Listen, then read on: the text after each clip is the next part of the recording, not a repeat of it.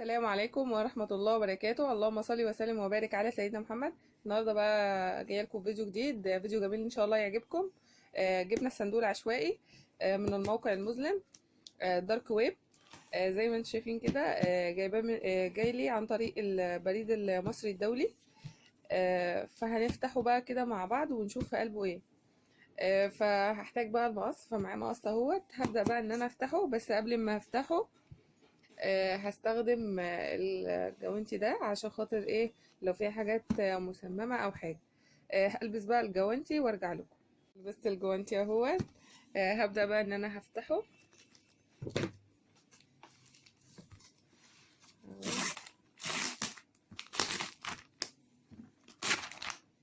بيلزق.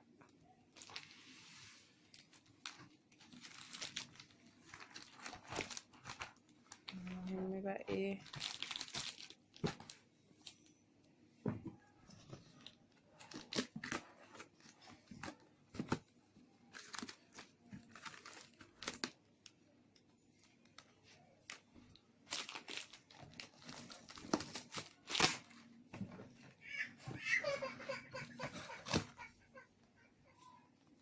كده انا فتحت الصندوق. هبدأ بقى دلوقتي ان انا اطلع حاجة حاجة معاكم عشان نشوفها في قلبه ايه يعني.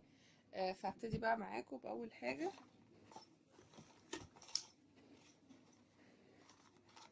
لقيت ده تقريبا خرامة.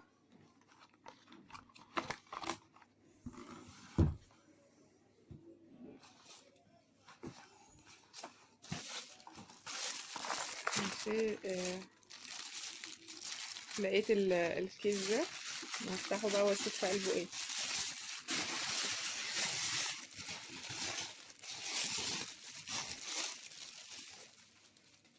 شايفين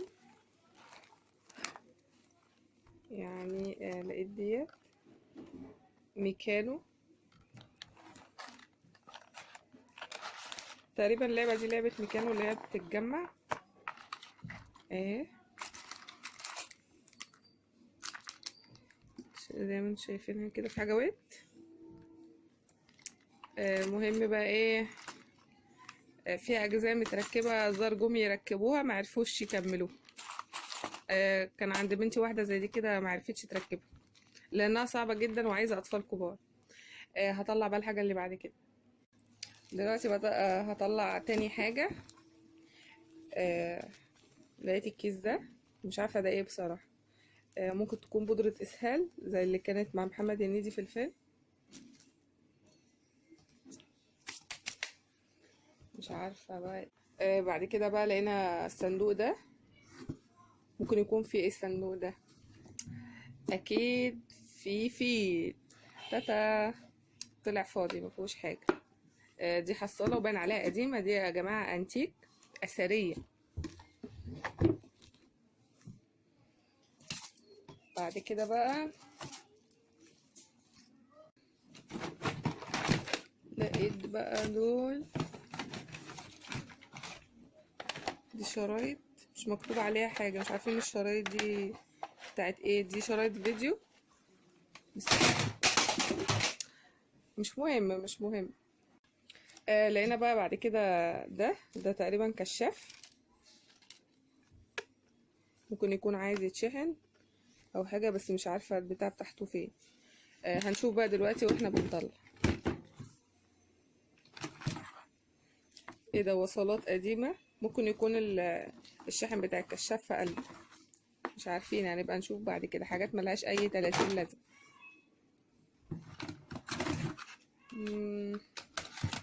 بقى لقيت الشنطة دي،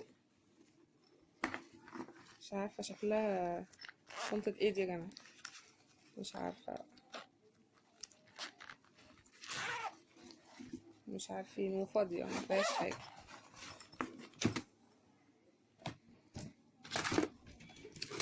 كمان لقينا تاتا ألوان. دي ألوان الشمع أكيد. مش عارفين بقى إذا كانت ناشفة ولا طرية، مش عارفين. بايظة يعني ولا شغالة ولا ايه حكايتها، مش عارفين. بس واضح يعني ان هي قديمة جدا. لحد دلوقتي انا ما لقيتش حاجه قيمه في قلب في قلب الايه. لقيت تاتا. لقيت مسدس بيضرب نار، بس نار ايه؟ نار شرار بقى. آه لقيت ديت، واضح ان هي قديمه. دي مرايه، في مرايه من يمادي، مش هعرف بقى ابينها لكم. دي تقريبا بتاعت مش عارفه يعني بتاعت عربيه دي ولا بتاعت ايه. كمان انا هشيل بقى الحاجات دي من هنا عشان اعرف اطلع لكم بقيه الحاجات. استنوا معايا. ايه ده يا جماعه، احنا شكلنا خدنا مقلب ولا ايه؟ الواحد لو كان راح سوق الجمعه كان هيجيب حاجات احسن من دي. لقيت الاتنين ريموت دول، مش عارفين برضو شغالين ولا لا، وحتى يعني لو شغالين كل واحد بيبقى عنده الريموت الخاص بتاعه فما ينفعوش في حاجه. كمان لقيت ده، دي مكوة شعر برضو مش عارفين شغاله ولا لا. آه بص بقى لقيت ايه؟ ليمون. حلو الليمون ده قوي، بس ليمون لعب. برضو لقيت العاب كتير اهو، كوسه، بسكوت، ليمون، خاصة او مش عارفة، وكمان ازازة وكاتشب. مم، علبة دبابيس دي تقريبا، دبابيس كبس. والله الدبابيس ديت فكر واحد بأيام زمان.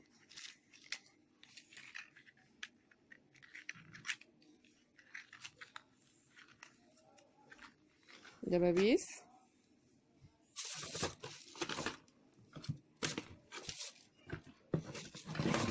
شايفين لقيت ايه؟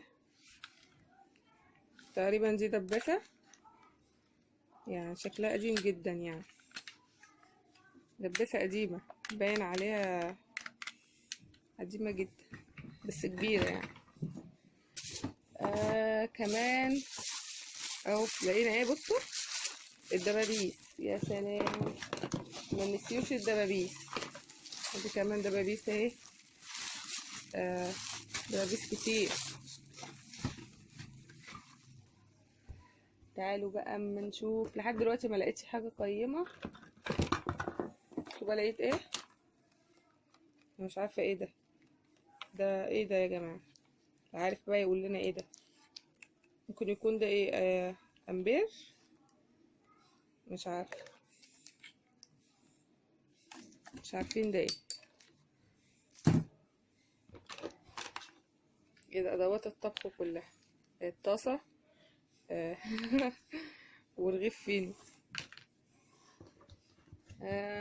بصوا كمان لقيت ايه، بكر. ده بكر كروشيه تقريبا، وكمان بيقع في الارض. بعد كده بقى لقينا مشط. طبعا مشط قديم، مينفعش حد يستخدم مشط قديم. بصوا لقيت ايه، علبة أقلام الرصاص، ملقتش فيها الا كام، 3. يوه، خسرت الفلوس. لحد دلوقتي ملقتش حاجة قيمة. تاتا. أول حاجة لقاها قيمة هي، شايفين، وحالته نيلة. نحاول ان احنا نشغله. كمان بايظ، هنبقى نشوفه بعدين ده. بصوا لقيت ايه، مش عارفة انا ايه ده. تقريبا بايظة وحالتها صعبة، مش عارفة. تقريبا دي سماعات، تقريبا سماعات. سماعات بايظة باين. ده بايظ. ودي قلم، ممكن يكون بايظ برضه. الشرايط ديت طبعا ما بقاش حد بيستخدم شرايط دلوقتي. كان لقيت ايه، قصافة. هتشوفوا بقى المفاجأة. دي المفاجأة بقى. مش عارفين بقى ايه المفاجأة دي، المفاجأة الكبيرة. شوفوا معايا. تاتا. شايفين؟ لقيت لابتوب. هنشوفه بقى مع بعض. دي مش اخر حاجة، لسه باقي حاجات، بس انا هشيل الكرتون عشان خلاص قربت تفضى. لقينا لابتوب اهو، بس باين عليه حالته تعبانة، يعني مش عارفين برضو شغال ولا ايه النظام، مش عارفين. لقينا برضو مش عارفين بقى ده يجيب له كام ده. يا ترى بقى الفلوس اللي اندفعت في الحاجات دي يا ترى هي تستاهل؟ انا بتهيالي بقى الواحد كان راح سوق الجمعة وجاب شوية حاجات يملوا 20 كرتونة بالفلوس دي. اخر حاجة بقى لقيت البوك ده، شكله فيه مليان حاجات، يا ترى هنلاقي فيه ايه؟ مم، مش عارفة. لقيت فيه ده تقريبا خيط اسنان، ده فيه مناديل وكده. في الحقيقة يا جماعة، البوك ده اصلا بتاعي. الحاجات دي اللي انتوا شفتها دي كلها كانت حاجاتي، حتى البوك ده الاخر بتاعي اهو. انا عملت الفيديو ده كده كنت بهزر وكده. معظم الظاهرة اللي منتشرة دلوقتي صندوق عشوائي ب1000 دولار، بمش عارف كام دولار، ب10,000 دولار، حاجات وارقام كتير. وفي الحقيقة الموضوع ان هو ما يستاهلش ان انت تشتري وتغامري بفلوسك عشان حاجة انت مش عارفاها. الواحد لازم يكتسب عبرة وخبرة من الحاجات اللي هو بيشوفها. يعني الظاهرة دي منتشرة اليومين دول جدا على اليوتيوب، وهي ظاهرة مش كويسة بصراحة، بس عليها نسب مشاهدات عالية جدا.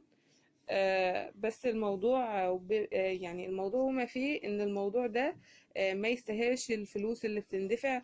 في ناس بقى تجيب ويقولوا لك ايه ده انتيكات ومش عارف ايه.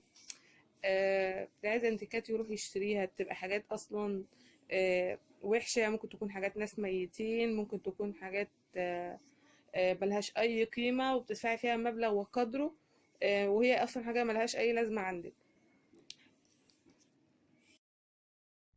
اتمنى يعني الفيديو يكون خفيف على قلبكم وتكونوا كده يعني ايه، تسلينا شويه كده مع بعض.